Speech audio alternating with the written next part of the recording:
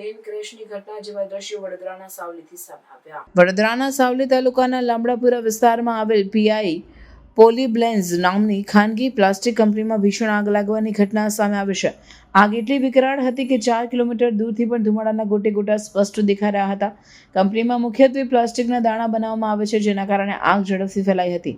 સ્થાનિક લોકો અને કંપનીના કર્મચારીઓમાં દહેશતનો માહોલ સર્જાયો હતો। આગ લાગવાની જાણ થતાં ફાયર બ્રિગેડની ટીમ ઘટના સ્થળે પહોંચી અને આગ પર કાબૂ મેળવવાની કામગીરી શરૂ કરી। આગના કારણે આસપાસના વિસ્તારોમાં પણ ચિંતાનો માહોલ જોવા મળ્યો હતો। જોકે અત્યાર સુધીમાં કોઈ જાનહાનિ કે ગંભીર ઈજા થવાના કોઈ સમાચાર નથી। આગનું કારણ હજુ સુધી સ્પષ્ટ થયું નથી, પરંતુ પ્રાથમિક અનુમાન મુજબ શોર્ટ સર્કિટ કે કેમિકલ રિએક્શનથી આગ લાગી હોવાની શક્યતા છે। કંપનીમાં લાગેલી આગના કારણે ભારે આર્થિક નુકસાન થવાની શક્યતા છે। ફાયર વિભાગે આગને વધુ ફેલાઈ ન જાય તે માટે તાત્કાલિક પગલાં લીધા હતા અને આસપાસના વિસ્તારોમાં પણ સુરક્ષા વધારી હતી। સ્થાનિક પ્રશાસન અને પોલીસ પણ ઘટના સ્થળે પહોંચી અને પરિસ્થિતિ પર નજર રાખી રહી છે।